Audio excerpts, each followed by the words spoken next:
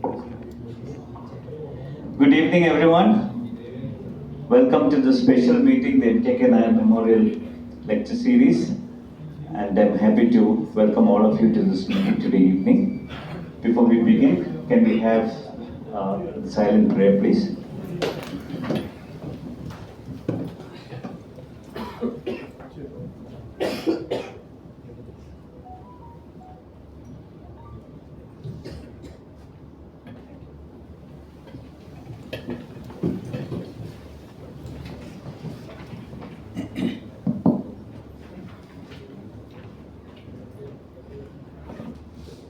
Once again, I'm very happy that all of us have gathered here. We know that it is a festive week ahead and the end of the year, but still, we have two eminent personalities today speaking to us on a great personality and a great subject today. So I'm happy to welcome both our speakers, Mr. Venu Rajamony, as well as Mr. Gopakumar Nayar, to our midst. They will be formally introduced, and Mr. A.C.K. Nayar will kindly do the honors of introducing our speaker. And I would request Mr. A.C.K. Nayar, our chair for the MKK Memorial Lecture, to kindly come forward.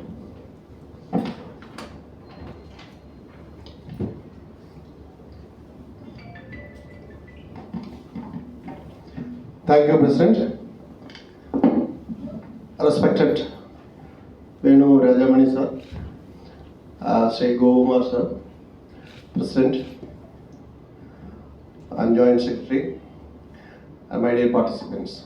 It is a happy occasion for me to welcome the gathering for the very important memorial lecture, which is MKK Nayar Memorial Lecture. Every year, Kerala Management Association used to conduct memorial lectures remembering three management experts who has been paved the way for the industrial development as well as the development of Kerala Management Association. The first in that is MKK Nayar Memorial Lecture. MKK Nayar, I am not touching on them because Mr. Gopakumar will be right person to introduce or to remember MKK who has been worked with him. But however, MKK is a bureaucrat who has been paved for the way for the industrial development of Kochi. Not only industrial development, he has been contributed lot for the development of healthcare industry in India, in Kochi, as well as he has been a patron for developing the for traditional art form of Kerala, which is mainly Kathakali and other art forms, and he was chaired Kalamandalam also for some time and youth development for this. So I'm formally welcoming our chief guest, Sri Venu Rajamony, for this MKK Nayar Memorial Lecture, who has been consented and has been agreed to come and speak for this occasion. And the relevant subject he will be talking today on the new world disorders, on that which is mainly the subjects concerned with him, the bilateral or international relations and all like that. So that is the subject. And I also welcome Sri Gopakumar, who is remembering MKK and who has worked with him in FACT as retired.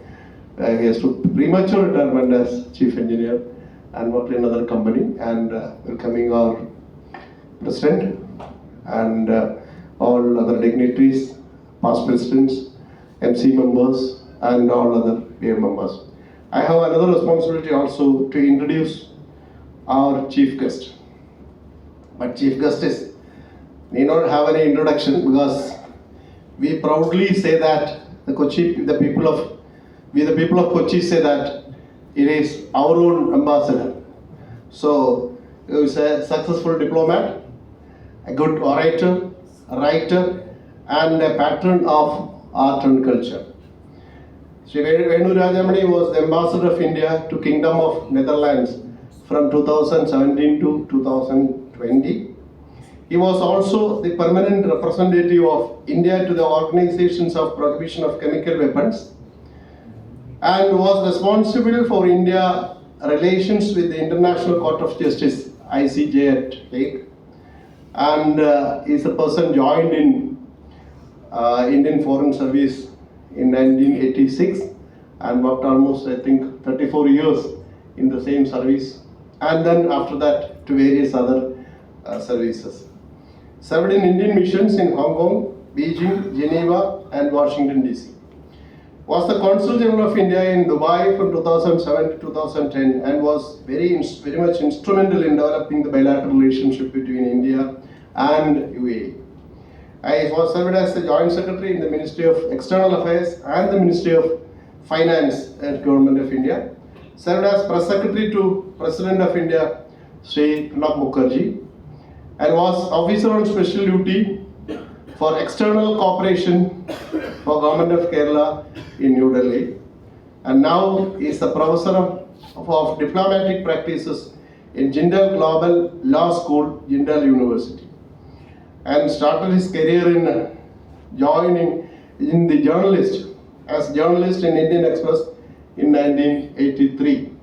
I think now, day for yesterday, I had read another news that he has been appointed as the KPS Menon Chair Professor for Diplomatic Studies of School of International Relations and Politics, SIRP of MG University.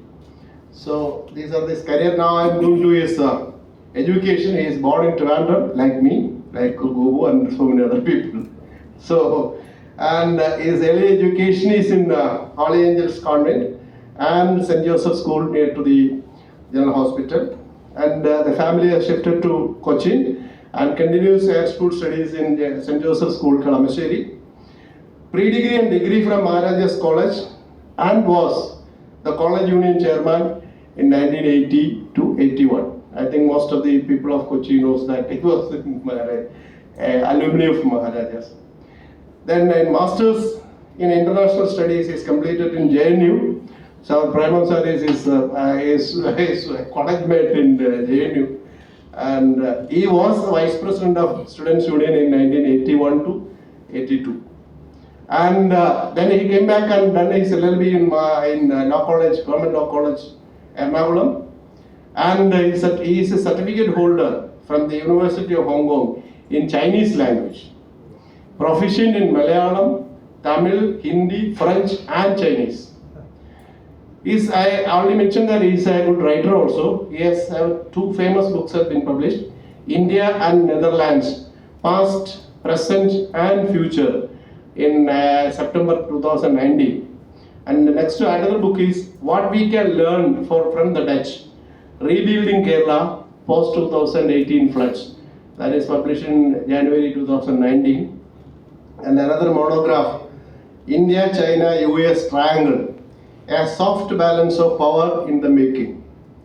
And another coffee table book, India and the UAE in celebration of legendary friendship. So these are the brief profile. It is very, very briefly I mentioned, but we want to talk so much about him. But this is our today's chief guest to speak about MKK Nayar Memorial Lecture.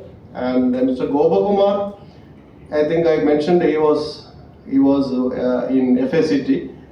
Joined in the time of, I think, with MKK Nayar when he was as the chairman of FACT.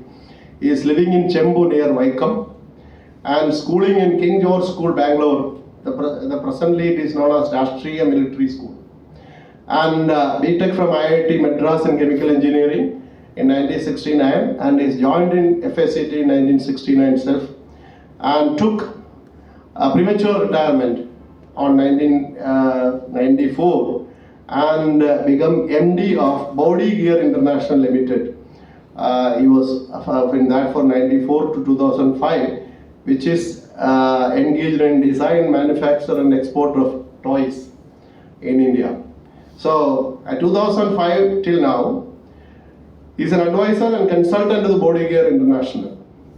The main aspect of this, I think most of us would have been read the autobiography of MKK Nayar ആരോടും പരിഭവമില്ലാതെ. I read fully in 2 days itself, because it not only about the autobiography, the entire political and other system during the pre-independence and after independence. So it is a very good book, and Mr. Gopakumar has translated this into English. So that is the importance of Mr. Gopakumar, and he will talk about remembering MKK Nayar, and then we listen to our chief guest words. Thank you all for participating in this.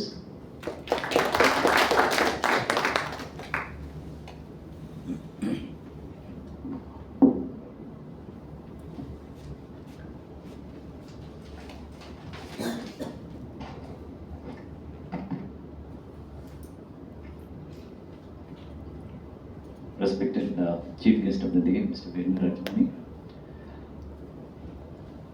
Mr. Gopakumar, our Memorial Lecture Chair, Mr. A.C.K. Nayar, Joint Secretary Anil Verma, past presidents of KMA, Managing Committee members, dear KMA members, all invited guests, and dear student members, a warm good evening once again to all of you.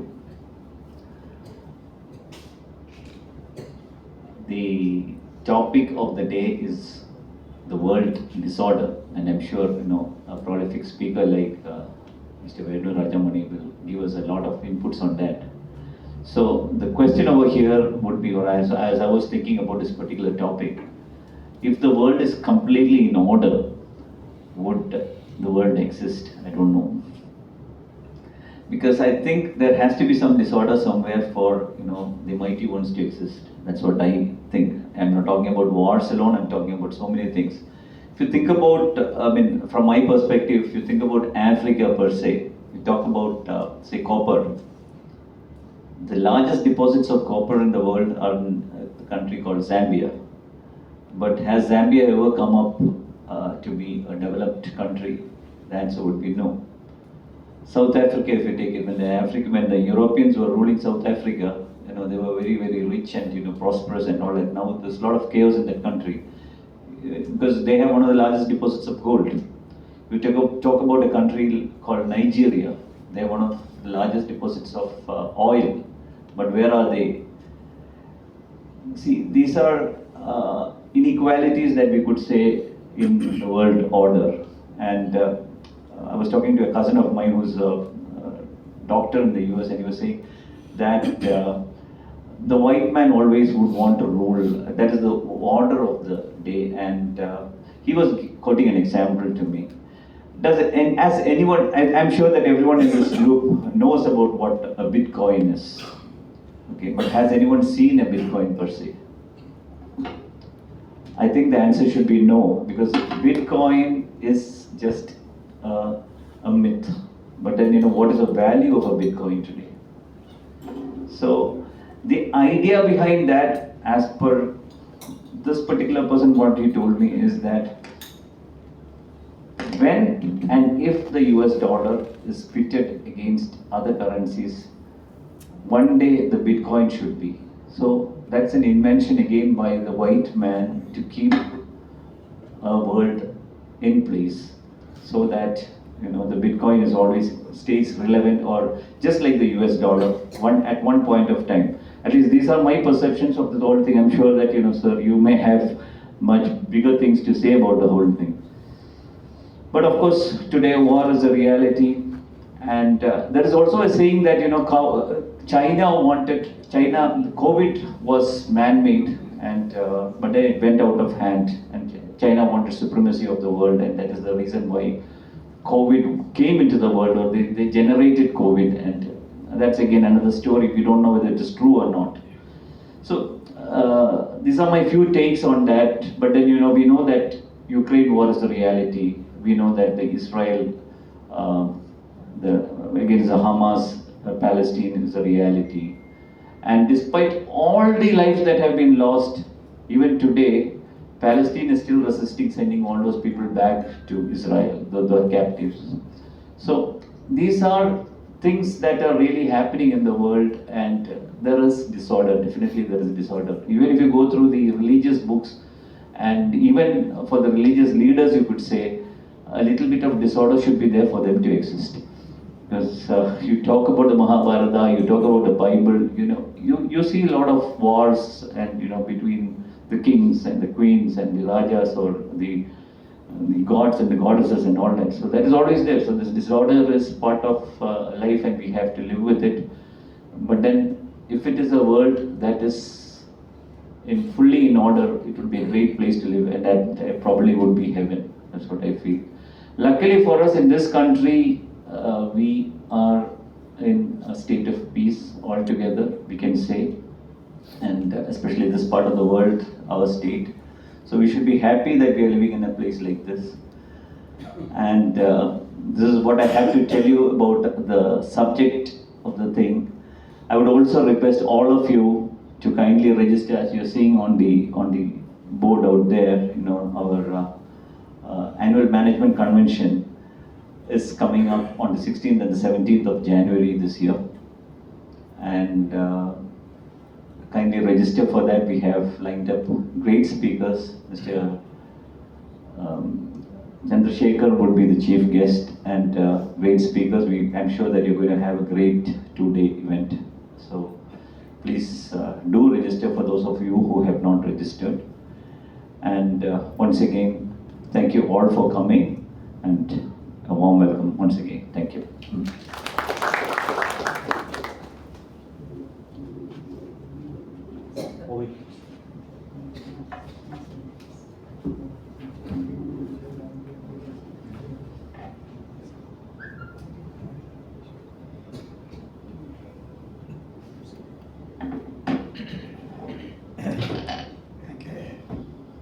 Good evening, everyone. President, the chief guest, all members, office bearers, student members of KMA, ladies and gentlemen. I am here to speak to you about my memories of Mr. M.K.K. Nayar. To be fair, I worked with him, or been closely associated with him for less than 2 years. He was at that time the managing director of FACT, and I was an executive trainee. So obviously, it was nowhere near an equal or intimate kind of a relationship. The intimacy came from the fact that Mr. M.K.K. Nayar would mentor all batches of management trainees. He personally mentored, and those were sessions where we really came to understand him and know him, and benefit from his knowledge. After that, of course, I have met him several times. After he left FACT also, but nowhere as intimately as when we were together in FACT. I have promised KMA that I shall restrict my talk to 10 minutes. So I intend to do that. So if near that point, you please. Yeah. So trying to talk of one's memories of M.K.K. Nayar in 10 minutes is like trying to put an elephant into a matchbox. I think that would be a simpler task. There's so much that as a man, as a professional, as an administrator that he achieved. And so much that even today we have to learn from him, that trying to compress all that into 10 minutes is next to impossible. So I intend to just touch upon 2 or 3 things where he did something remarkable. Just 2 or 3 things. I hope that would give an idea of the kind of man he was, the kind of vision he had. First,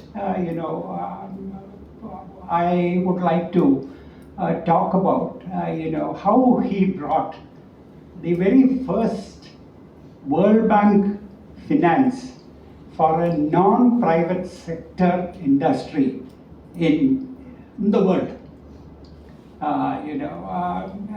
World Bank is, after all, an American institution, and very, very, how should I say, a pro private industry, private entrepreneurship.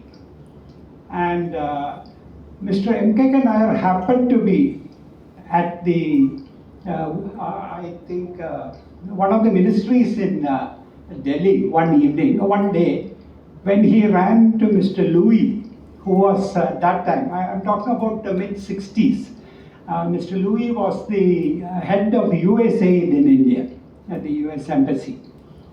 I think in 1968 or so, I think, that was the year Robert McNamara became the president of World Bank. Please excuse me if I'm getting the years wrong. Generally, thereabouts. So Louis told him that Mr. McNamara was touring countries where World Bank has done a lot of projects, and he was already in India. He was staying as Mr. Louis' guest, and there was a reception that evening at Louis' home to meet and interact with Robert McNamara. So Louis invited Mr. M.K.K. Nayar, and Louis also told him that the event as such would be from 7:30 in the evening. But if Mr. M.K.K. Nayar could reach his home at 7, he would get him half an hour exclusively with Robert McNamara. So M.K.K. Nayar went at 7, met Robert McNamara, and he, in his book, Arodum Parabhavam Illade, he talks about this in very great detail, about what we really wanted was World Bank finance for fertilizer projects, whereas World Bank was giving funding for projects like ports, airports, big infrastructure projects. So Mr. M.K.K. Nayar told him that for a country that was going through famine and starvation every year, food agriculture, they were of prime importance. If people have not been fed, ports and airports and dams mean nothing.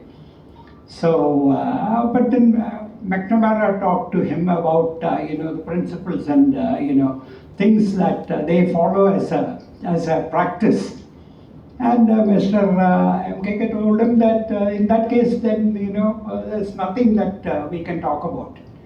But basically, as a developing country and one suffering starvation and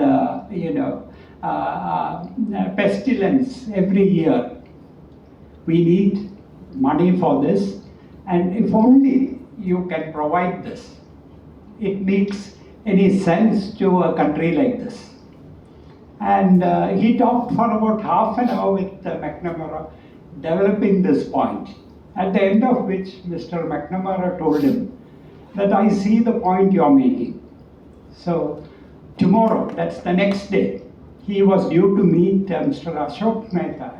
I think he was the Commerce Minister at that time, I think, to discuss about the next year's World Bank projects. And if he proposes that we need funding for a fertilizer project, 1 or 2 fertilizer projects, I shall approve it right away. So that was what set off.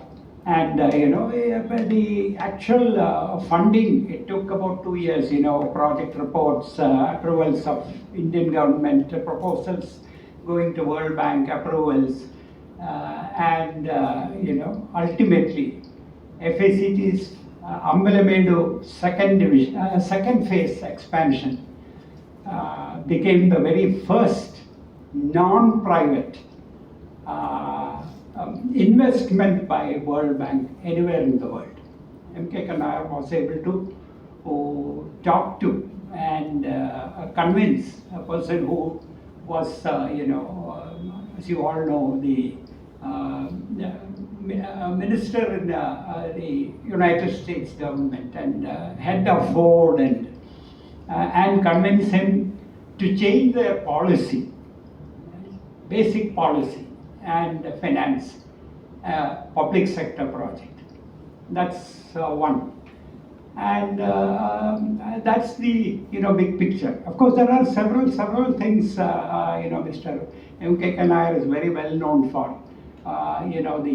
The building of Bhilai steel plant, which had been delayed, and how Jawaharlal Nehru himself picked up Mr. M.K. Nayar, who was then only a deputy secretary, to go take over that project and bring it to fruition, at the scheduled time.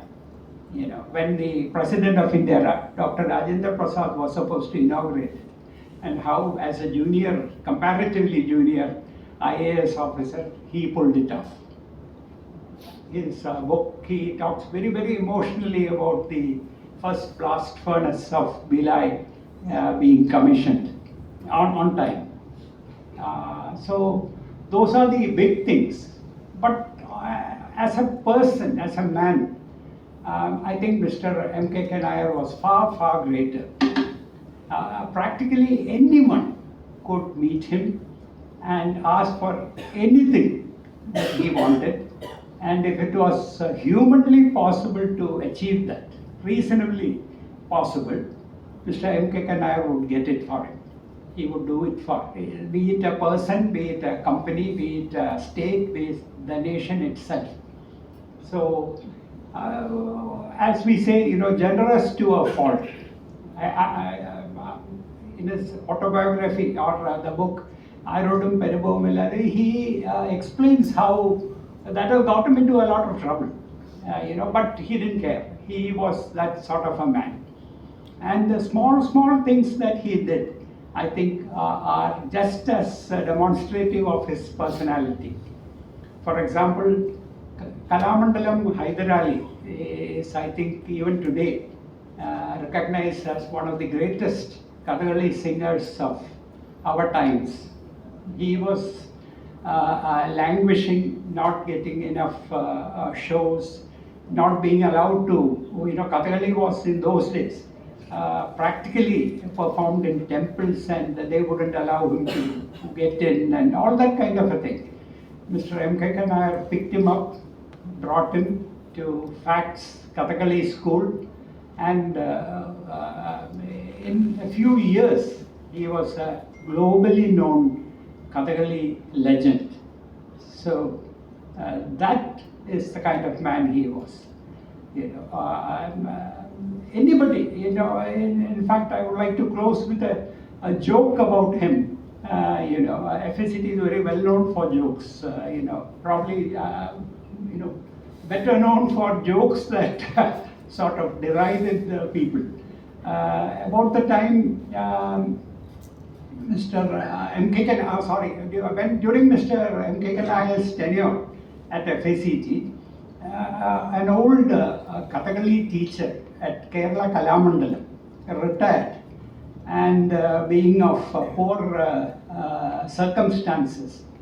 In Kerala, everybody used to say, you meet M.K. Nayar, he'll be able to do things for you. So he came to meet Mr. M.K. Nayar and told him, sir, I've retired, I've no wherewithal, so please help me, get me a job so that I can pull on and my children can be educated.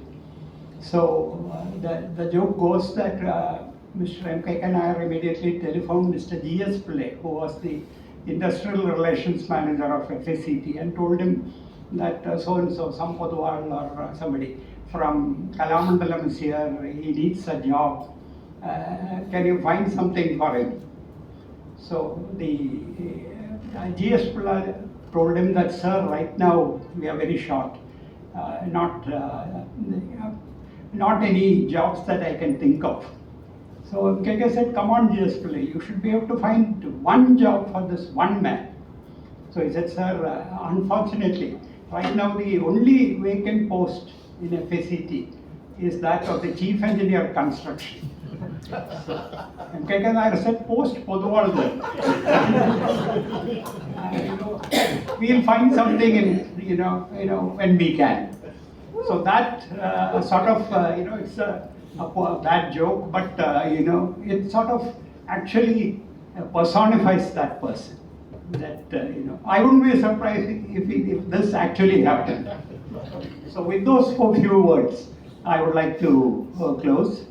He was a very, very great man. In fact, his last 12 years were spent in very, very bad misery, facing 2 or 3 false cases. In fact, the judgments in all those cases very strongly blamed the CBI officers who manipulated data, manipulated the evidence, took away all the papers that Mr. MKK could have used to defend himself. And in one of the judgments it says that had you people in CBI not done this, he would probably have retired as the cabinet secretary. And India would have received the benefit of such a great organizer and achiever as Mr. MKK Nayar. That was MKK Nayar. I bow my head to him. Whatever I am today, mostly because of him. Thank you. Thank you very much.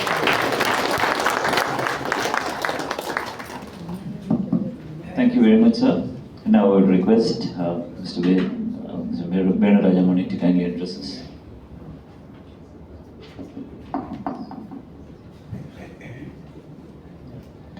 KMA President Mr. Bibu Pinduran, Mr. A.C.K. Nayar who welcomed us, Mr. Kumar M. Nayar who just spoke, and on the stage, former presidents, members of the KMA, and a number of personal friends and associates, including my elder brother who is here in the audience. It's a great pleasure and honor to be invited by KMA to come and talk to all of you. And it is an even greater honor to be invited to deliver this MKK Nayar Memorial Lecture, which many dignitaries have delivered in the past. Let me begin by saying that my association with KMA Cochin is very long. Many of you here may not know because many generations have come and gone, but it was briefly mentioned, I used to be staff correspondent of the Indian Express here in Cochin. This was from 1983 to 86, after I had finished my studies in Jawaharlal Nehru University and before I was selected to the Foreign Service. So at that time, as staff correspondent of the Indian Express, one of my primary responsibilities was to cover KMA functions. And I recall coming for many, many such functions. And let me tell you, I see some people starting to clap. I'm convinced from that time, this is one of the best organizations in Cochin. And you organize some of the best events, bring some of the best speakers. So truly, my memories of the KMA are of it as an outstanding organization.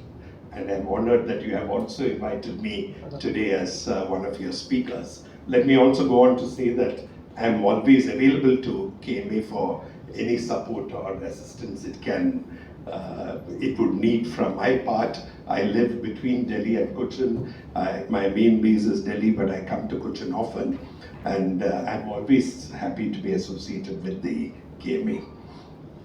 Let me also, we have heard a sort of detailed description of Shri MKK Nayar. And what impresses me truly about him is I saw that he was president of the KMA for 11 years 60 to 71. I think roughly a little longer was the period he spent in FACT from 58 to 59 to 71 is the period. So he had a long innings, a lot of stability and consistency, which is not the life of bureaucrats in these days where people constantly move 2 years, 3 years, etc. But aided by this long tenure and his extremely charismatic and talented personality, he truly left an imprint on the minds of people of Kerala in particular. There are not many bureaucrats who are remembered for their legacy, who are remembered for their contributions. In fact, not just bureaucrats. I think if we take any aspect of life, how many people are remembered much after they pass away? And MKK Nayar, not because of the memorial lecture, but because of his contributions, because of the way he built up the FECT, but equally because of his contributions to the field of art and culture, Kathakali in particular, but also Kudiyattam. And here I will also start with an appeal to all of you as members of KMA that please follow in the footsteps of Mr. MKK Nayar and continue to support art and culture. Is our traditional arts, especially arts like Kathakali, Kudiyattam, sadly languish for want of support, want of funds. There are many, many great gurus and great artists who do not receive the support that they deserve. And it is important that the private sector in our state try and stand up and support them to the best extent possible. So this is a thought I leave as we remember Mr. MKK Nayar. Let me also say that he was in many ways a tragic hero like Shakespeare's Macbeth or Hamlet or Othello. He was a hero, he was a brave man, he did a lot of wonderful things, but a lot of misfortune, a lot of calamities also befell him, which probably he did not deserve, and that is the way of life in our country, in across the world, I guess, and also of bureaucrats who tend to be bold and who tend to take quick decisions and try to bring about a lot of change. The last story which made everyone laugh is very typical. Once again, artists need support, they need jobs, but where can you find them jobs? And I know one of the accusations against him was that he got too many Kathakali artists into FECT, even if they didn't deserve the positions that they filled.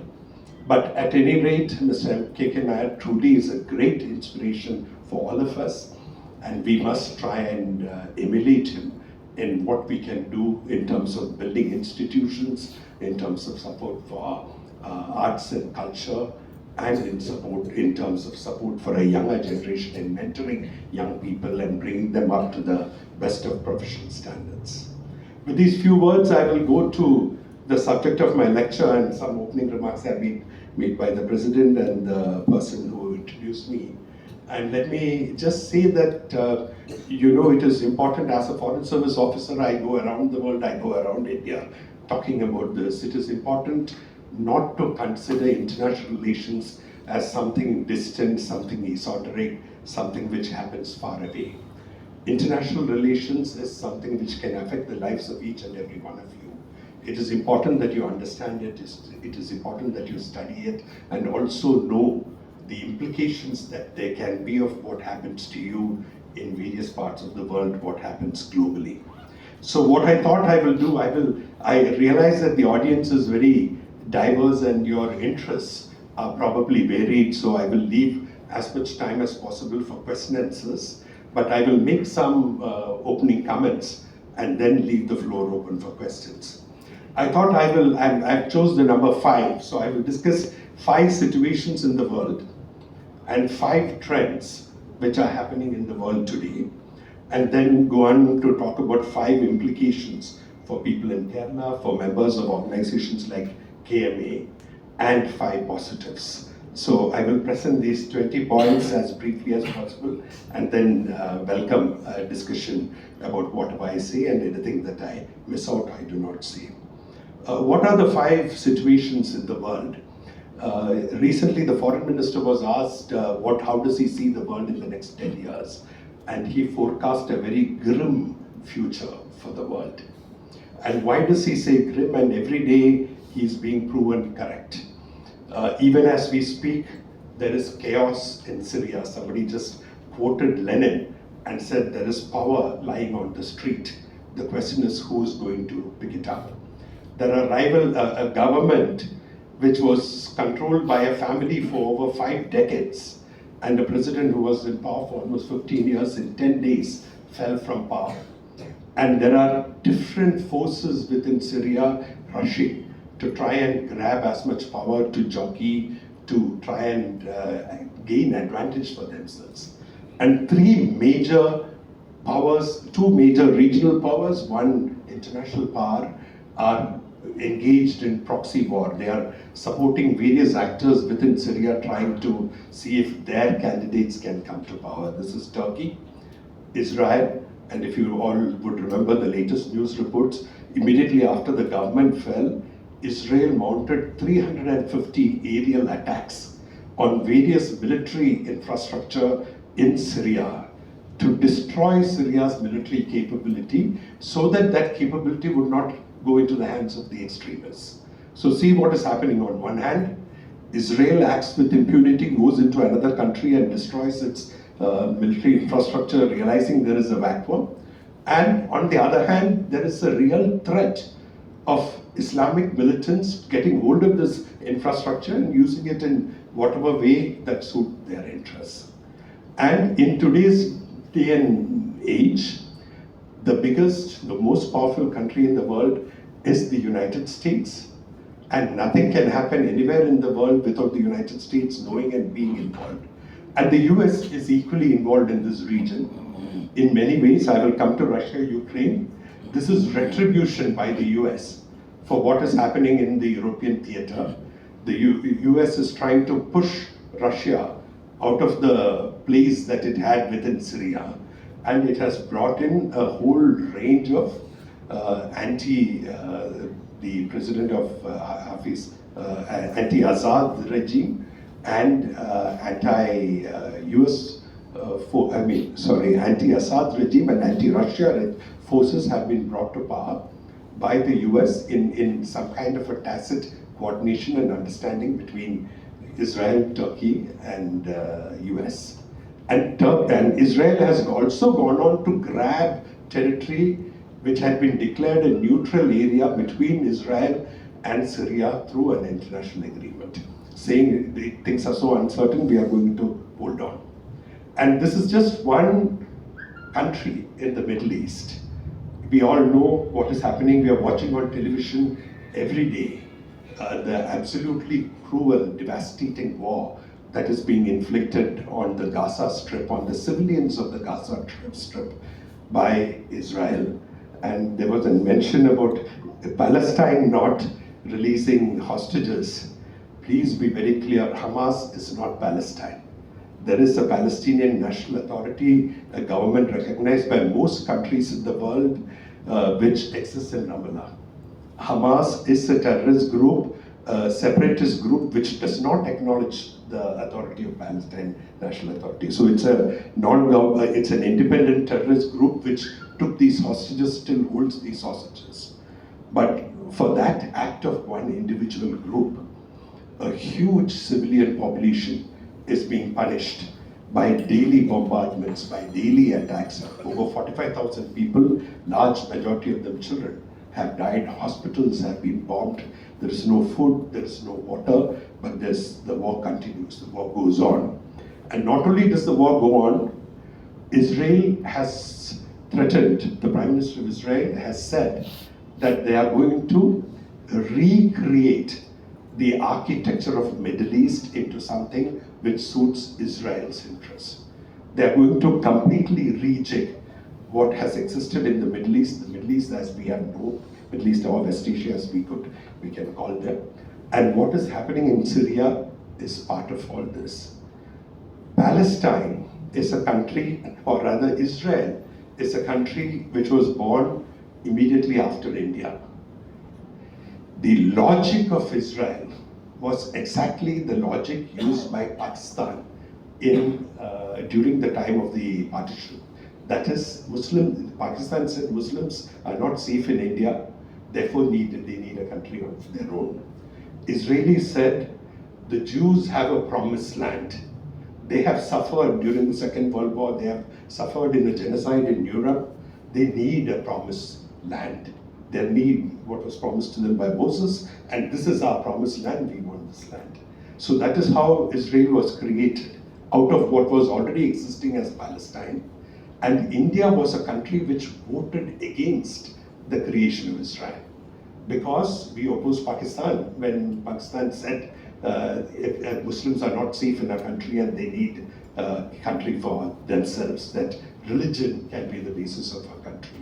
So India has always stood for Palestine, and not only always stood for Palestine, not only has India stood for Palestine, the large majority of the world, in every single resolution in the UN, votes in support of an independent Palestine, a Palestine which is autonomous, which can stand on its own feet, which is in control of its own destiny, and which exists side by side with Israel in peace. But this, what is called a two-state solution, has been repeatedly rejected by Israel. And there is absolutely, this entire crisis in Gaza is only worsening the situation in the Middle East. It is, if you constantly bomb and kill people in Gaza, what will happen to their family members? What will happen to the children of the people who die? What will happen to their relatives? Are we not producing more and more terrorists through this incessant war? Is that not the logical conclusion to which anybody in that region will arrive at? And that is the sad situation. So this is Gaza, but we can go on to Libya, we can go on to Yemen and Lebanon, another country where Israel with impunity has been going in. It has been attacking the Hezbollah there, it has been attacking military facilities there. And this is all part of what Israel calls recreating the Middle East, with most people standing and watching what is happening. And in particular now, a new government coming to power in the US, which has virtually given a carte blanche to Israel to do what it wants in the region, and has promised more arms, more support. Even the Biden government was providing Israel with arms, even though there was a big section within the Democratic Party which was opposed to what was happening there. But President Trump coming in, Prime Minister Netanyahu is going to have an even bigger carte blanche to do what he wants. So this is the Middle East. And from the Middle East, if we look at Europe, what is happening on the Russia-Ukraine front? Again, the war has dragged down now for more than 2 years. Russia had said that it will capture Kiev within a week. That did not happen. The Ukrainians very bravely resisted, fought very valiantly. But then how much can Ukraine resist? They are completely dependent on support from Europe and support from the US. And already on the ground, Russia is advancing on the front lines every day. And Russia most recently has used missiles, supersonic missiles, which Russia says has no answer in the West. Even, I think yesterday, President Putin held a press conference where he said he challenges the West to try and shoot down one of their latest missiles. And of course, he says, I'm happy to use Ukraine as a target. He has nothing to lose if a city or a place in Ukraine becomes a target. So the war, on the war front lines, Russia is winning a war. But a war which completely disrespected the sovereign boundaries of Ukraine, where Russia walked into Ukraine, has captured more than 20% of the territory of Ukraine, and has no intention of returning that territory to Ukraine. And Ukraine is one of the biggest and richest countries in Europe by its natural resources, by its agricultural wealth, by its fertilizer, by the ammonia that it has, which can go into fertilizers. And once again, you find Europe divided. Europe doesn't have the resources to support Ukraine, and you have a new president in the US who has said, I'm going to end this war in 24 hours. And how will he end this war in 24 hours? He says Putin is a personal friend, he will talk to Putin and he will resolve all issues. So what we can anticipate and what we can expect is that the war will indeed probably come to an end. There will be a ceasefire. it is not going to be a happy meeting of minds. It will probably be a very unfair solution where Ukraine has to give up its territory in return for peace, in return for a ceasefire. And that is the kind of deal which Trump will broker with Putin. And in that deal, what we also will see happening in the world is the establishment of the principle that might is right. Whoever is powerful, whoever is strong, if he sees a weaker neighbor next to him, wants to walk in, capture territory, destroy their cities, bomb their cities, they do it, they get away with it, and nothing happens to them. And this is the sad reality of the Russia-Ukraine situation. So this is the second situation. And the third factor is the US elections. The US elections, even during President Trump's term number 1, the US was described as the most disruptive force in the world today. Today, President Trump, once as he is coming to power, he assumes office on January 20th, and already the transition process has begun. He's picking his transition team, and he's making different announcements. He is sowing the seeds of so much disruption in the world. You saw in Canada, because of divisions between the government, the Deputy Prime Minister has stepped down. He forced Prime Minister Trudeau to go and visit him in the US and make concessions. He said there is drug running happening from Canada, there is human trafficking happening from Canada. I'm going to teach Canada and Mexico a lesson. They will have to do what I ask them to do, otherwise I will punish them with tariffs and various other things. In response, Canada, the Premier of Ontario said, if you impose punitive tariffs on us, we are going to stop energy flowing to you. We can also hit back. President Trump has threatened 60% tariff on all Chinese goods coming into the US. And China's response is, okay, go ahead and do it. We will devalue our currency. And we have so far been holding up our currency. Let us see what happens to you and what happens to the world if Chinese currency gets devalued and Chinese goods, which already have flooded the markets of the world, Chinese manufactured goods which are everywhere, suddenly become 50% more cheap. What will happen? What will people buy? So there is huge tension in the world as President Trump comes to power. And there is huge tension within the US. President Trump is one of the presidents who has determined and who has publicly announced that he's going to radically reshape the US from within as well as the US from within. You were talking about the white man and Africa. Honestly, in Russia and between Russia and the West, who's the white man? It's no longer a question of race. Russia is pitted against the West. The West sees, especially Europe, sees Russia as their number one enemy. So the conventional racial segregations don't really matter to us. But going beyond, the US is the biggest disruptive force in the world, but the only challenger to them is China. And China is not a white man. So are we going to, on one hand, you have a completely unpredictable Trump who's going to sow confusion, who's going to take arbitrary decisions, who's going to be impulsive in his decision making. And on the other hand, a China which has steadily grown in strength over the last 4-5 decades, which is today the only major power which can challenge the US, and which is very pragmatic and realizes that it is not worthwhile fighting a war with the US, but you can make deals. And Trump was equally known as being a very transactional person. Trump has put in his team, whether it be the National Security Advisor or the Secretary of the State, well-known anti-China hawks, people who have publicly spoken, written, and been arguing for tougher policies against China. But after putting them in power, he suddenly invites for his inauguration President Xi Jinping to come to Washington, D.C. and be with him while he's being inaugurated. This is how unpredictable he can be. He can say one thing today and he can say another thing the next day. And if somebody, as a businessman, if somebody presents a deal to him, if the Chinese present a deal to him and look, this is what we will do for you, this is what we want you to do for you, for us, he might very well accept it.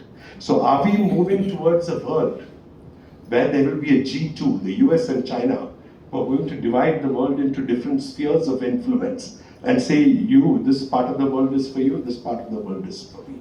And Trump has made clear he wants to end all wars, he wants to withdraw from all wars, he wants the US to focus entirely within its country. He wants US to rebuild manufacturing in the US, and he wants to make America great. It is going to be a policy of America first and America first alone. An America first policy which doesn't give space or room for anybody else. So he might very well be very happy if China says, okay, we will look after Asia, you stay in the US. Yet US has gone through such periods of isolation often. So US elections and China's rise and China's relations with its own neighbors, including India, China's relations in the South China Seas, and China's relations with Taiwan. These are the fourth biggest situation, I would say, of concern. What has happened in Russia-Ukraine is a direct lesson for China. So far, China has voluntarily decided not to invade Taiwan and take by force. They themselves have repeatedly said if they want to take Taiwan, they can do it in a day. Okay, maybe we saw what happened in Ukraine, it may not happen in a day. But no force from anywhere in the world can go in and step into the tiny little Taiwan Straits and prevent China from taking over this little island country with ports. What has prevented China from taking over Taiwan till now is because Taiwan is the golden goose. Taiwan is a highly successful economy. It's a technological superpower. Its companies are amongst the best in the world. And its own companies are largely invested in China, trade with China. So if China takes Taiwan by force, once again it will sow so much instability in the region that there will be an economic crisis, which will not benefit China, which will not benefit Taiwan. So the balance there for China is the political goal of uniting Taiwan with China more important, or the economic goal of maintaining stability more important? And so far the Chinese leadership has taken a right decision, but who knows, because of domestic politics, if tomorrow they say no, we have to unite our country, we have to show our people that we are capable of doing this, there is chaos happening everywhere, this is an opportunity. Trump will do nothing, US will not do anything, let's do what Putin has done, let's quickly grab Taiwan. It can very well happen. So China and China's future, China's actions in the region are the fourth big factor of instability. And lastly, I would say India and its neighborhood, and this is where we come closer and closer to home. Look at our northwest. Afghanistan is ruled by Taliban. No country in the world recognizes Taliban, the Taliban government. Russia has just recently passed a resolution moving towards recognition. But the Taliban is firmly in power. They are in control of that country. And we all know from the past, we know what a fundamentalist regime Taliban is, and that if they want to become a base for terrorists once again, for Al-Qaeda or for ISIS once again, this can very well happen. In fact, in Syria, 40,000 ISIS people were in the prisons of Syria. They have all been released. Now, where are these people going to go? A large number of people were Europeans who had got converted to ISIS. There were women, there were children, but they have all been released. And similarly, if there are people, they are going to fan out, let's say across the world, wherever they get refuge, wherever they get support. And they are going to continue. Their convictions, their ideology is not going to stop overnight. So you have Afghanistan on one hand. Next to it, you have Pakistan, which is chronically unstable. No civilian government has stayed in power. Imran Khan is probably the most popular politician in that country right now, but the army has made sure that he doesn't come into power and has put Shahbaz Sharif in power. But the real power rests with the army. And with India, there is not even a conversation going. Because India has demanded that those responsible for the terrorist attacks in Mumbai be handed over, that camps and training facilities within Pakistan that target India be shut down, that terrorism, ending terrorism from Pakistan targeting India is the first thing which has to stop before India resumes any normal contacts. That has not happened, and our relations is in a frozen situation. And Pakistan continues to lurch from one crisis to another, both politically as well as economically, where they were near bankrupt and they have been bailed out by IMF and the Gulf countries. On the north, I have already spoken about China.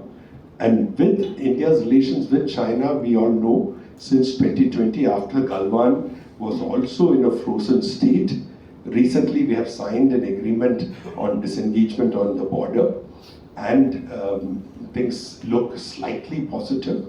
But in the long run, the big question that faces the world is, are India and China going to compete for supremacy within Asia?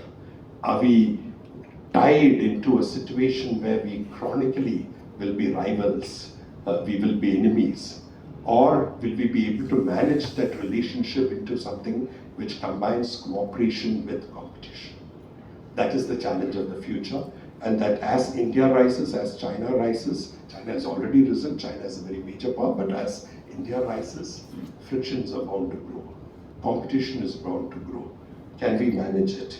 That is the big question. So going on from China, we have Nepal, which is chronically unstable. We have Bhutan, which was one of our closest allies, but increasingly governments there are trying to establish their independence from India, which has had a decisive voice on their foreign policy. We have Bangladesh, where, like in Syria, overnight a government which was extremely favorable to us has collapsed, and a government which is seen as not so favorable has come to power. We have Sri Lanka, where former extremists, JVP extremists, government which is considered pro-China has come to power. We have in Maldives, once again, pro-China forces which came to power on anti-India sentiments. So this is the ring that surrounds India. And there is instability all around. There is uncertainty all around. And with our immediate neighborhood, the tendency and the potential for overlaps, for tensions to spill over, for cross-border issues to arise is very hard. So these are the 5 situations which I wanted to talk about. And if I go on to the trends, one, I would say the big promise of the UN is dead. In 1945, when the UN was formed, it was believed that countries would come together to eliminate the scourge of war, that countries will cooperate with each other to bring development to every corner of the world, that countries will work together to protect human rights. None of this is happening. When the Cold War ended, it was seen as a new dawn for international cooperation. That is not happening. We only see war, we only see conflict, we only see strife all over. Secondly, democracy and human rights are on a backward trend. Across the world, you see strongmen governments, strongmen dictators or authoritarian rulers. Either they are totally authoritarian or they are elected to power, like in the case of President Trump itself, but their own inherent tendencies are completely authoritarian. And there is a huge streak of authoritarianism which is running across the world. Thirdly, important to all of you, free trade is on the retreat. What Trump promises to do in terms of tariffs will lead to a tariff war, will lead to countries imposing tariffs upon each other, bringing non-tariff barriers. So the whole movement towards freer flow of goods and services is going to be affected as we go forward. And then another absolute catastrophe, climate change. Addressing climate change is on the retreat. People are waiting to see if on the day he assumes office, President Trump will announce a withdrawal from the Paris Convention, which is something which he had done during his first term. And every one of us, we in Cochin, we live in fear of the water rising. And one day submerging already in this Panavali area, I know there are water which is, this building has been raised, I was told. There's water coming in everywhere.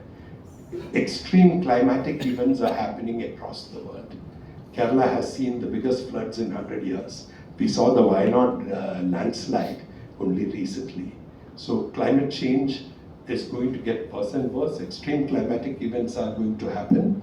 But the country which should have led, the most powerful country, is backtracking from climate change and setting a wrong. It's going to drill, it's going to rely even more on fossil fuels. So we are going to see a backtracking on the climate change agenda. And lastly, again of relevance to all of you, jobs are on the retreat. Across the world, there is a crisis of jobs because of artificial intelligence, because of automation. Everywhere, economies are being disrupted. Traditional sectors no longer provide jobs. There are new jobs coming, but the machines are taking over jobs. Many of the outsourcing centers and all are slowly winding up. Whatever work can be done, and we all know, anybody who has tried ChatGPT will know that artificial intelligence produces results much better than human beings sometimes, and it's only in certain areas of creativity that truly human involvement, human presence, human intelligence plays a critical role. So what is the implications of all these trends, of all these situations for Kerala, for India, for the KMA? One, unpredictability. As I began, things are going to be very unpredictable in the world. You need to be prepared for dealing with situations or problems which you do not confront earlier. Two, security. Security, including terrorism, is probably going to grow. I hope it doesn't happen, but at any rate, anybody who travels abroad for business, anybody who travels to countries which are troubled, have to be extremely careful. You do not know when there will be a crisis. We remember all the people we had to evacuate from Ukraine when Russia walked into Ukraine, and at least for us Malayalis, there is no corner of the world where you can't find a Malayali population. So if you have relatives, there are people who have relatives in Israel, there are people who are caregivers and nurses in different parts of the world. So the world is going to be unstable. Security is going to be a challenge, and our children who go abroad to study, our relatives who live abroad, we who travel for holiday, for business or for other reasons, all need to be extra careful. Thirdly, I told you about the tariff wars. Similarly, the China market. China continues to export in large quantities to India. There will be a large number of people who import products from China. There will be a very small number of people who probably sell to China. But the whole India-China political relations is once again going to make the China market very unpredictable in terms of whether India will impose tariffs. India will try and prevent Chinese products coming in. We did. We banned Chinese apps. We have put severe restrictions on Chinese investments. It is accepted there is a big business lobbying with the central government saying India needs Chinese inputs to develop its infrastructure. Some of China's machinery are of high quality at very reasonable prices compared to European and US prices. We need these products to come in. The government is still debating, hopefully with improvement in relations that will happen. But it still remains uncertain. And then if something like a China devaluation happens, then once again imagine the flood of Chinese goods which will come in. It will go into the US, it will go into Europe, but it will also affect us in India. And anybody who's into manufacturing or trying to produce a product here to compete with the Chinese, you're going to find it much more difficult. And then the fourth, immigration challenges. Trump is promised to have the biggest evacuation of illegal immigrants in history immediately after he assumes power. He's going to crack down on immigration laws all over. H-1B visas are one of the main targets of his immigration SAR. There are students, many of the Indian students who have been going there have had a system called OPT, whereby a few years after their studies they can work there, look for jobs. That is already under scrutiny, that may go. So a number of visa restrictions are likely to follow. While India is not specifically targeted in that regard, India is considered a source of more educated, more talented people, but it will affect Indians and we have to be realistic about it. And in the wake of what the US does, this trend, already UK more or less has a highly restrictive policy and others will also have restrictive policy. So visas are not going to be easy. Immigration is not going to be easy, despite all our fears of young people leaving Kerala and going abroad. And lastly, competition. As the US and other major countries try to de-link themselves from China, try to create independent supply chains, try to compete with China in what it manufactures, we will have to compete with all the others. Vietnam has proved itself already to be one of the best competitors to China. In fact, in products that are traditionally our forte, like spices, like pepper, like marine products, Vietnam has gone far, far ahead of India and of Kerala. So there are a number of other players there who are also watching this uncertain, this unpredictable changing world and trying to seize opportunities for themselves. We in India, if we have to work in this uncertain world, we must know our competition, we must learn to deal with our competition. Our competition is not just China, that many other countries also are there engaged in the fray to try to get maximum advantage for themselves. Lastly, the 5 positives I will quickly say. 1, India's status has grown across the world. This growth in status, this growth in recognition, understanding of India's capabilities, and this, I've traveled to various countries and you still see it wherever you go, comes because of India's intrinsic strengths. It comes from all of you who have made enormous success in the field of private sector, despite many governmental restrictions, bureaucratic hurdles, etc. And that is recognized and appreciated. Today, India is sought after as an investor in Western countries. The leading companies of India are invited to go and invest and create more jobs. We create more jobs in the UK than UK creates jobs in India.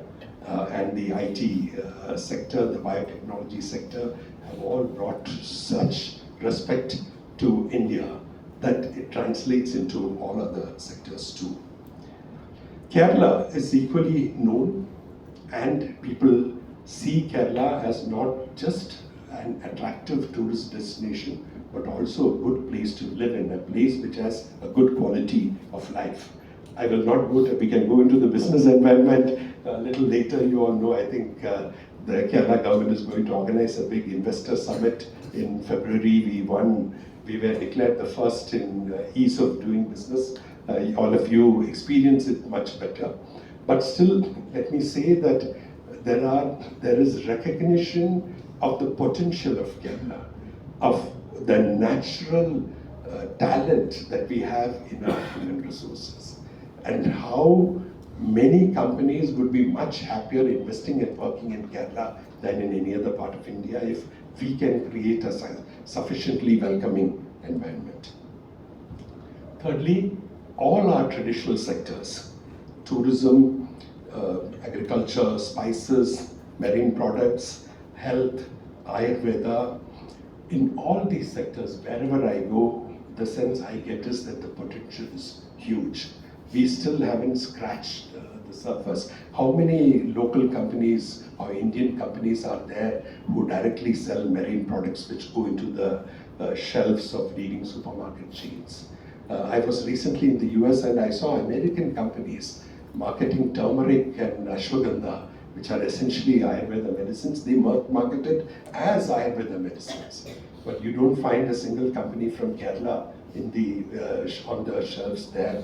I found one place where Himalaya drug company had a product. So the potential is huge when it comes to health. And similarly, the challenge of trying to get people from abroad to come here for their medical treatment, for their surgeries, for various ailments that they have, and the potential of using a combined package where they come for Western medicine to some of the best hospitals, especially in a city like Cochin, and follow it up with rehabilitation, recuperation, rest in an Ayurveda resort is huge. We haven't, with great difficulty, I'm not pushing, I got CII to hold annual summits where the Western medicine people will sit on one side and the Ayurveda people will sit on the other side.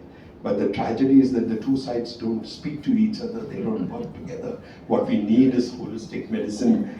In the US, there is great understanding and respect for integrative medicine. They recognize that Western medicine doesn't have its answers.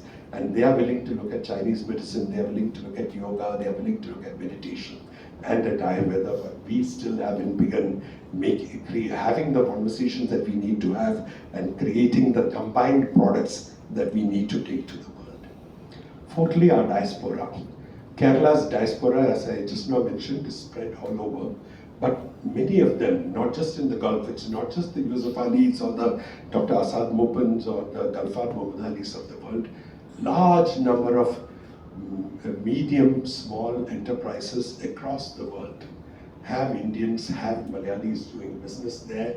They're all keen to come back and do something in Kerala. They're scared of investing in Kerala. Some of them have tried and got their fingers burnt. But if professionals like you, if members of the KMA, if the organizations that you're part of can take the lead and give them the necessary reassurance, there is no country in the world where you do not have potential partners who can handhold you into those markets, who can bring the best of what they have to offer for Kerala. And lastly, our future is clearly the knowledge economy. We cannot have huge manufacturing industries, we cannot have huge polluting industries. We have to go the knowledge economy way. And in going the knowledge economy way, we already have tried to attract R&D centers of big companies. We have tried to have a focus on biotech. We already have a chain of IT parks here. But this is all the beginning. We still need to do much, much more. But as part of that doing, we need to fix our education. We need to bring our higher education to at least a national level quality, if not an international quality. And let me say, we need to learn to be professional. Each one of you would consider yourself a professional. But often in the private sector, I feel disappointed that basic things are even now lacking. A professional approach to addressing a market, conducting research, conducting market studies, investing in consultants who can advise you or who can take you to various places, in recognizing the potential of your international cooperation and where you can benefit and how you can benefit in writing simple emails, in doing a good professional PowerPoint presentation. There's a huge number of areas where I think the private sector is not adequately professional when it comes to meeting international standards. This must be fixed if truly we have to make the maximum of the natural connections that we have in the world. And I hope the KMA can play a major role in strengthening and building the private sector of Cochin, of Kerala, and of India to whatever extent you can to truly reach international standards. Thank you very much.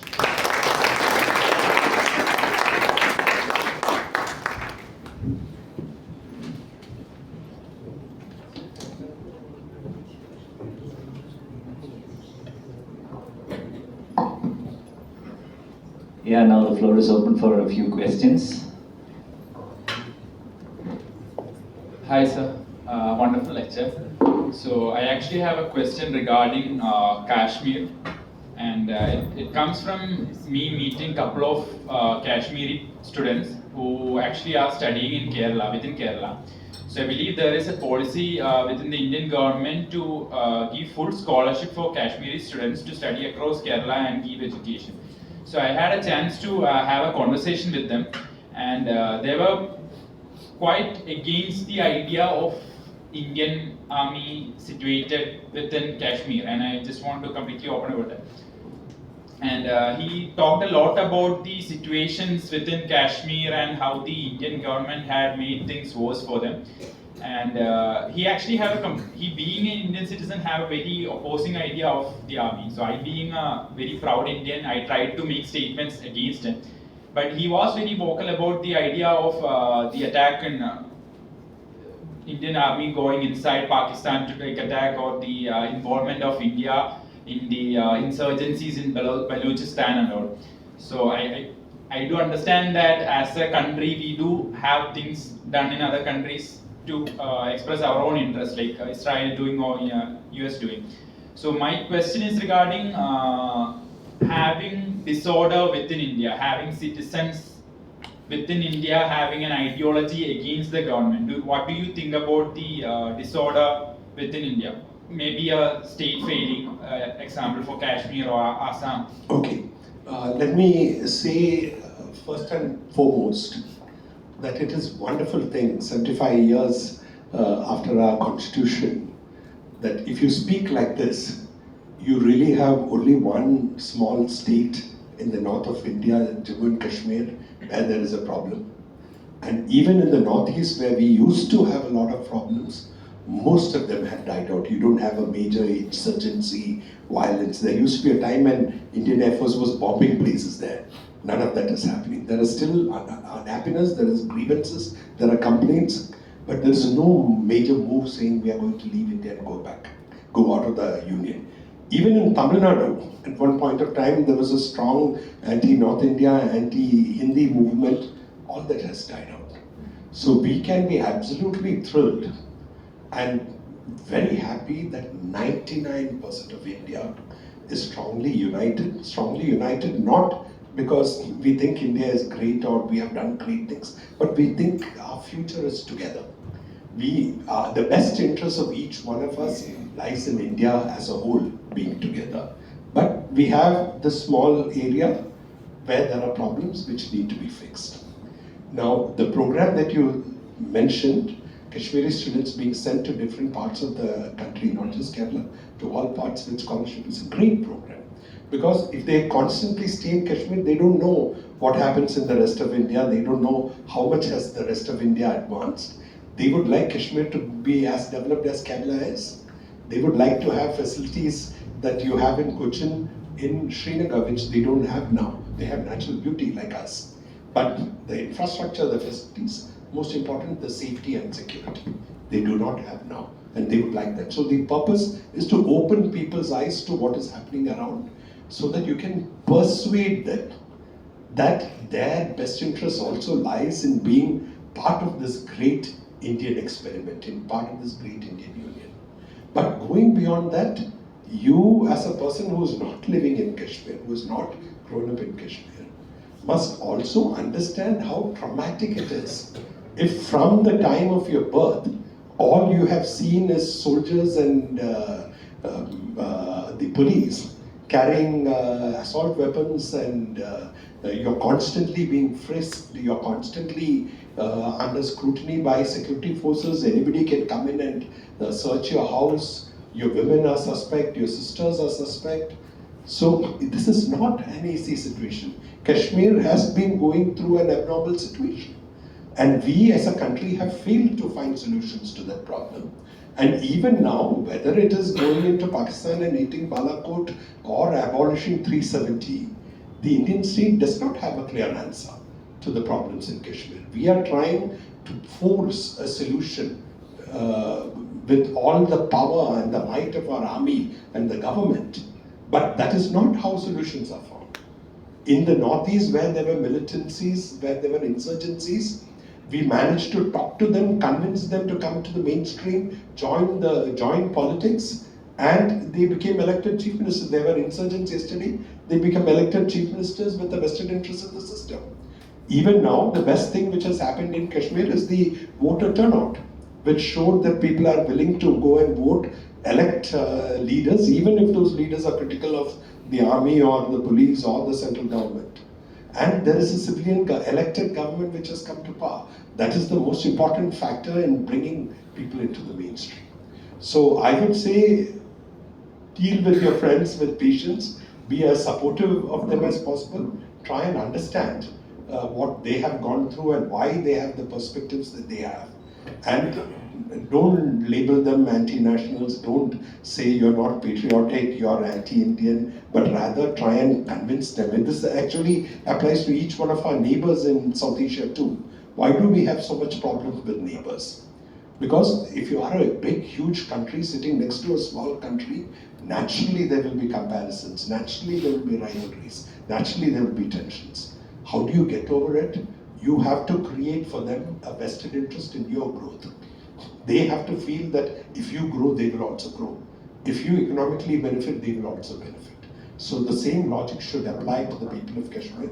We should welcome them, we should support them, and we should encourage them to travel to different parts of India, work in different parts of India, and we should be able to persuade them that the Indian Union is the best alternative for them.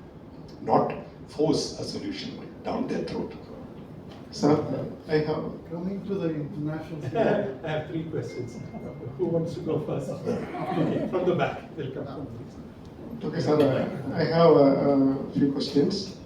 You talked about India-China relations very well, but if you look at in the modern times, we have to play a different ball games. That is, we have to deal with the adversarial China and a competitive China, and of course, we have to cooperate with China. In this scenario, whether we will be in a win-win situation or we will be at the receiving end. Another question relates to this disorder where what about new normal? Is it a disorder kind of scenario? COVID things you have touched upon? COVID. Sorry, India, China and COVID. Okay. So India, China, I think whichever government has been in power in Delhi has been very clear that it wants to manage the relationship with China in a manner that there is no conflict. Even if there is competition, it stays within limits, and that we continue to cooperate and we benefit from each other's economic strength and whatever else we can give each other. So the present government, all the recent moves, including National Security Advisor Ajit Doval's visit to China, are in pursuit of this. We have many major issues. The border issue is not resolved at all, and many of the suspicions generated from 2020 Galwan incident have not gone away. But it is firmly, I think, the conviction of the government that it should manage, and we will have to see how they continue to, how that relationship continues to develop in the coming days. As far as COVID is concerned, COVID has come and gone, but I think the lesson we all have to learn is that this is not the first, this is not the last virus. There will be more viruses in the future, there will be more pandemics. Why did Kerala do relatively better during COVID? It was because of the public health infrastructure that we have built.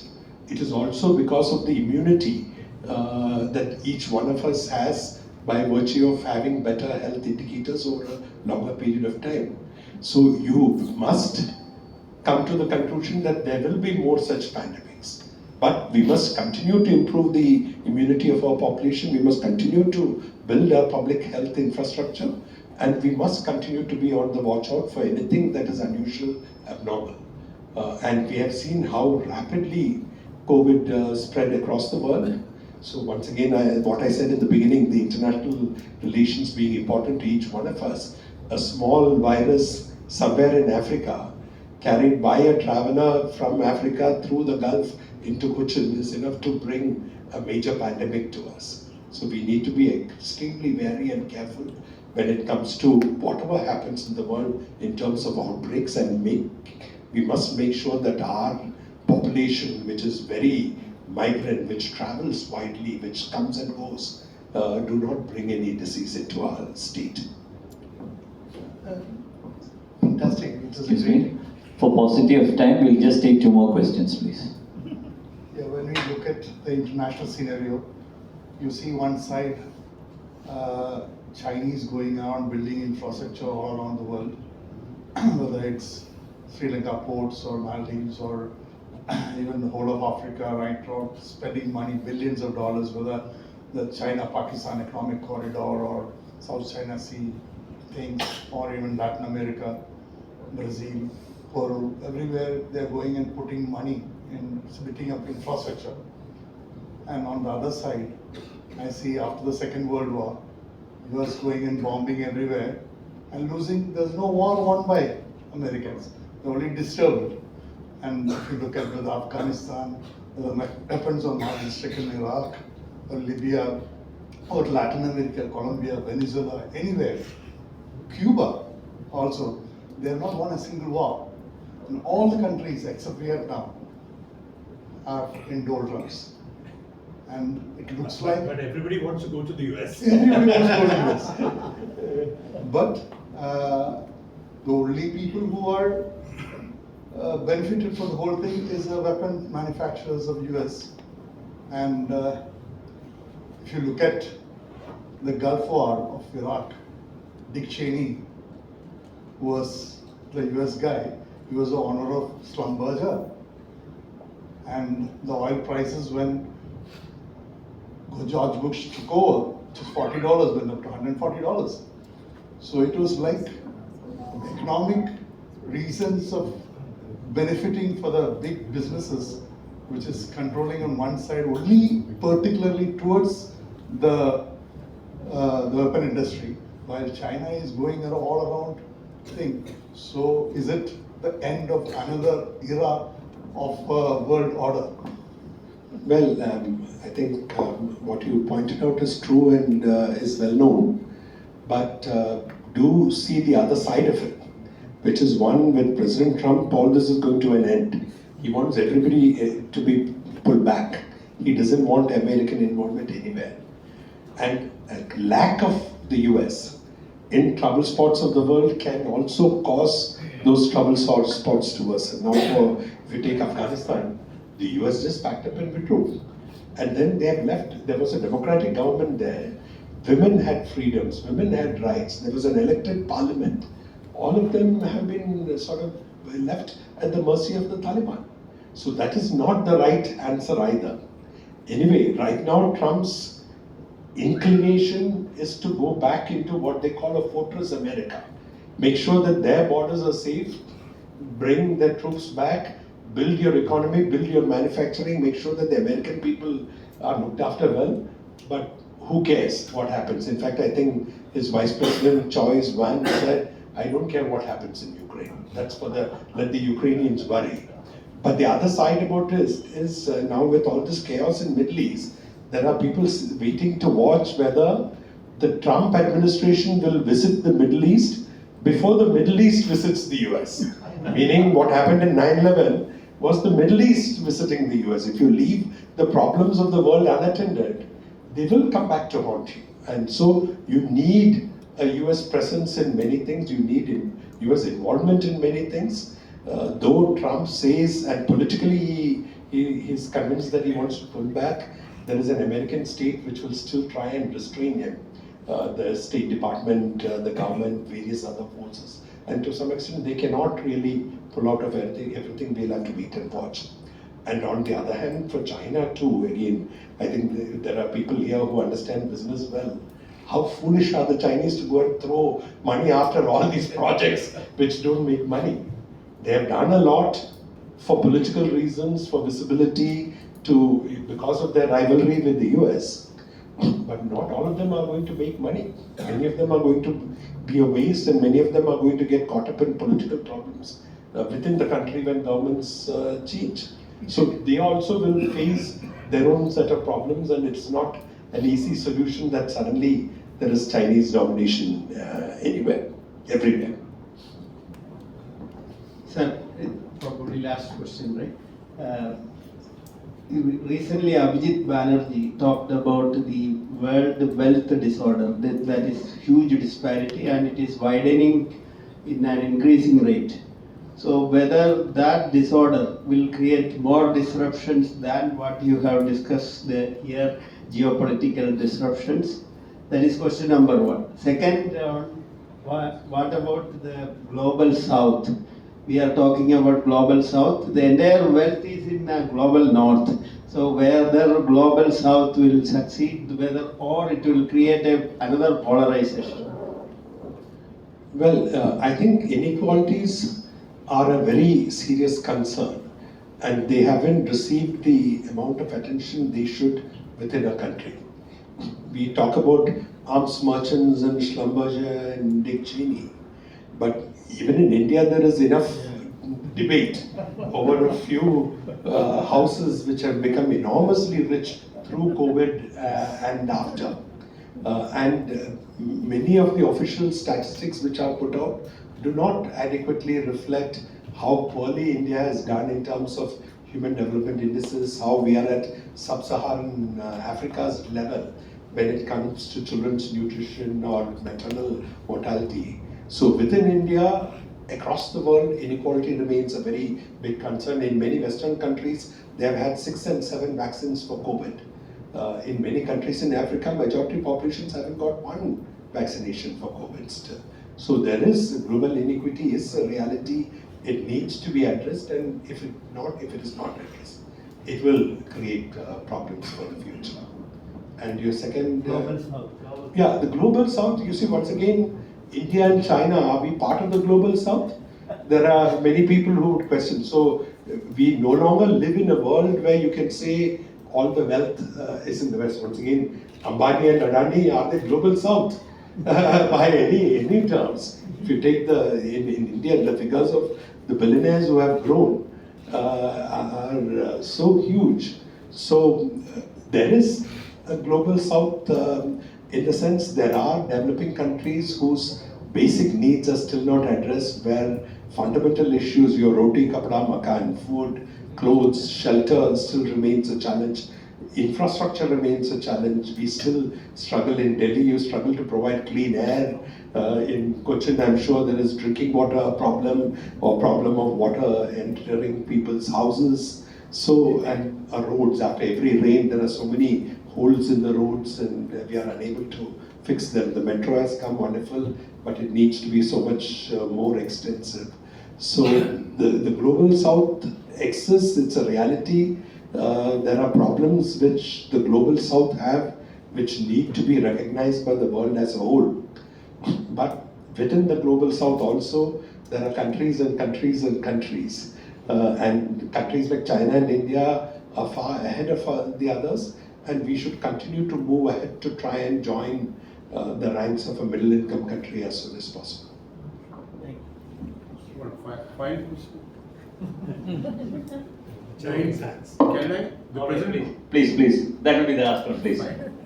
Now, if you just go back to 1947-48, India, Pakistan probably had come to satiate the whims and fancies of two major leaders. You can say Jawaharlal Pandit and probably the Indian Muslim League, Jinnah. These two countries were formed because simply to satiate the probably more of Jinnah because he wanted to be the prime minister. That's what the story says. Now we have got Pakistan, which is almost on doldrums. Economy is going down. You see so many videos where even in Pakistani parliament, the politicians are praising India. Do you feel in the coming days, 5 years, 10 years, is there a chance of Pakistan breaking up and coming back to India? No, this is a wild dream. Breaking up. Breaking up. No, we have got Balochistan is there. They are. I think we are also encouraging them to break away.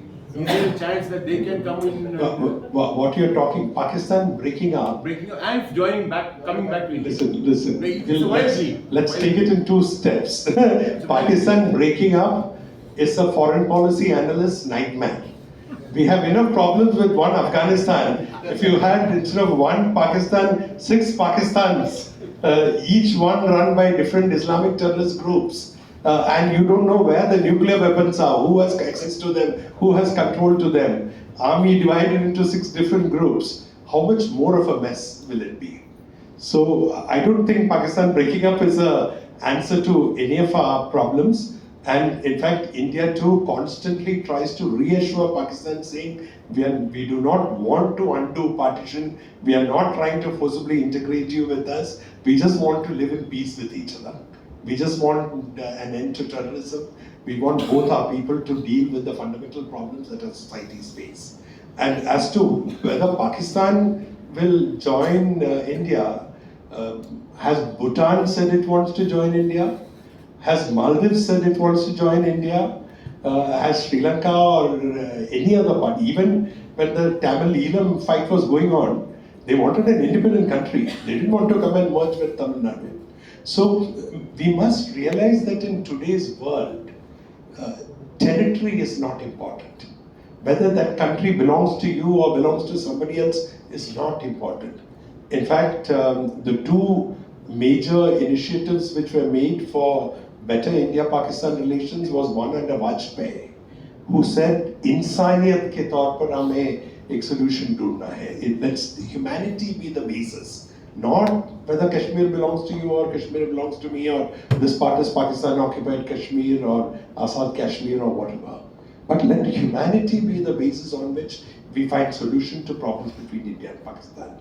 Similarly, Dr. Manmohan Singh said, our goal should be to make borders irrelevant, not who's on this side of the border, who's on that side of the border. Look at what has happened in Europe after centuries of war.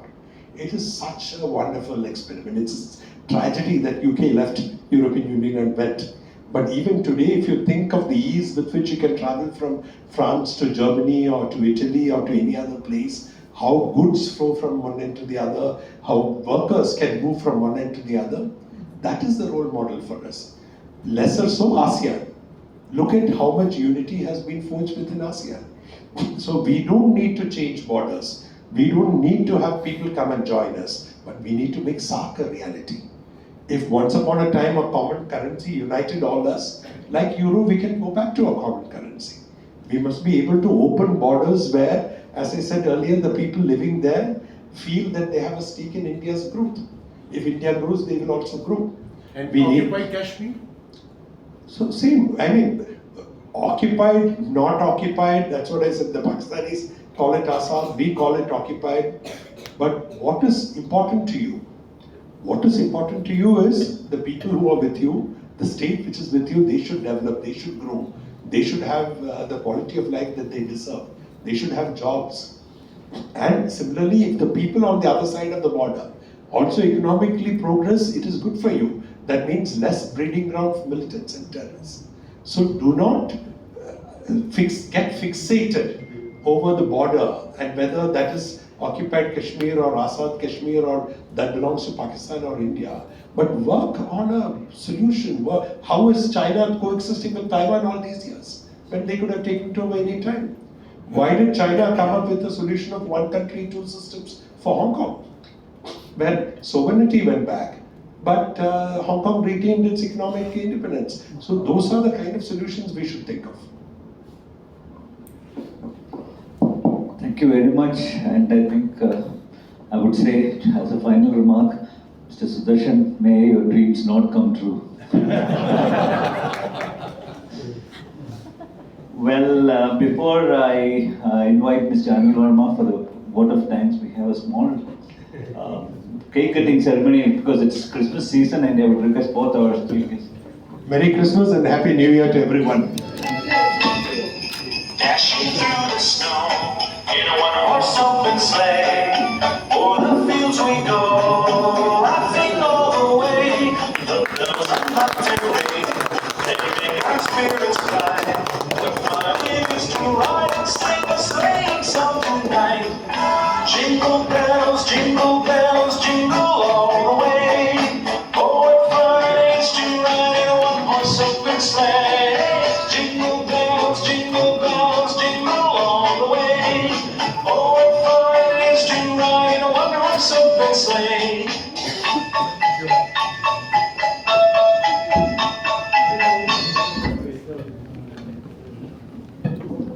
I would request everyone to stay back, cake is being served. And Daniel, I think you can go for your vote of thanks. Mr. President, you should give wine also.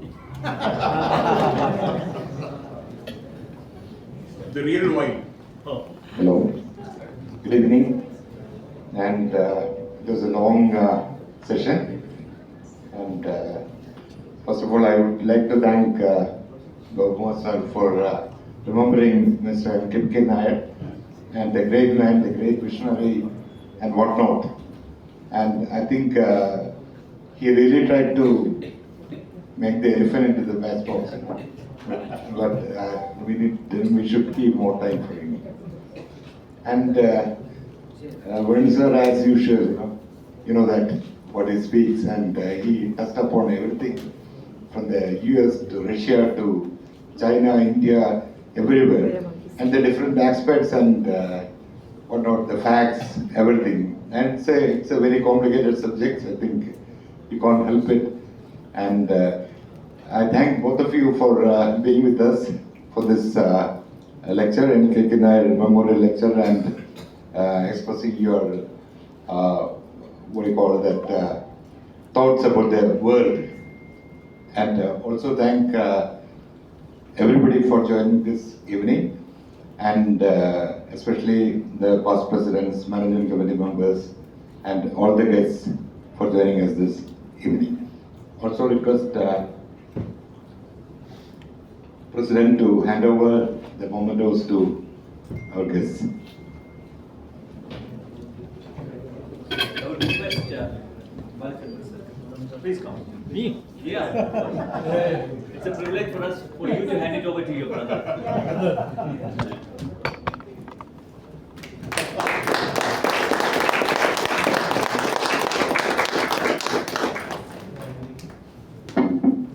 Yes.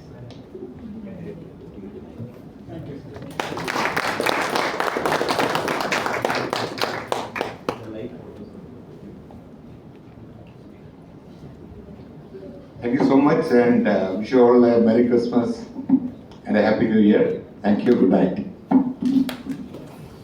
Please rise.